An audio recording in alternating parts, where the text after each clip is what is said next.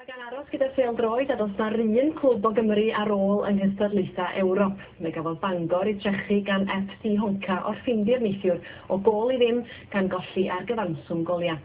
Ond walla nad ydy pethau yn ddrwg i gyd. Mae rhai o bobl gyfoethoca'r byd wedi buddsoddi mewn clwbiau pêl-droed yn ddiweddar. Manchester City yn un clwb sydd wedi elwa yn sylweddol. Ond tybed os mae'n fuddsoddiad ar ei ffordd i Fangor. Dyma Rhodri Thomas. Mae'r tîm pêl-droed yn y crysau glas wedi elwa o hwb aruthrol o arian o'r dwyrain canol.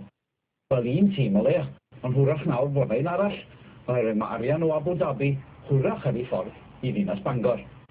A dyma'r dîm sy'n cael ei gysylltu gyda chlwb pêl-droed y ddinas, Sheikh Hazard bin Sultan bin Zayed Al Nahyan o Abu Dhabi, yn derbyn ei ddylfyddiaeth yn Prifysgol Bangor rhai wythnos yn ôl. Doedd ddim wedi gwadu fod ganddo fwriad i fuddsoddi yn y tîm pêl-droed, gan ei fod yn ddiolchgar i'r ddinas am ei radd. Ar ôl colli neithiwr mae Bangor allan o gystadleuaeth Ewrop am dymor arall, ond fe allai chwistrechiad o arian gwneud gwahaniaeth mawr. Mae'n rhaid cydnabod y gallai ystafelloedd newydd yn ffordd arall weld byd o rywfaint o wariant. Mi fysa cyfarwyddwyr clwb dinas Bangor yn medru mynd i gemau mewn ychydig bach fwy o stail. Ond ar y cae y byddai llawer o'r cefnogwyr am weld y gwahaniaeth mwyaf, mae'n dweud i fod yn amau y bydd arian Sheikh Hazard yn cyrraedd.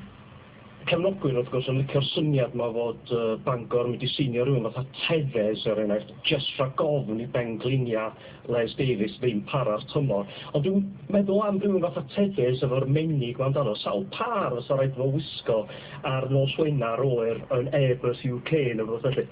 Mae Sheikh Hazard yn nai berchenor newydd Manchester City, Sheikh Mansour bin Zayed, ac fe nath y ddau dîm gyfarfod wythnos yn ôl. Mae chwaraewyr Bangor wedi cyfarfod â chwaraewyr Manchester City. Mae ceinion wrthos dwytha. Dyn ni eisiau gael Tevez i siarad efo Lindbert, ond roedd nhw'n deall i gilydd. Ond maen nhw wedi pasio i gilydd, a mae hynny'n ddechrau, dydy. Cofiwch os daw'r arian, fe allan nhw godi stadiwm newydd a'i alw'n stadiwm yr Emeradau, ai?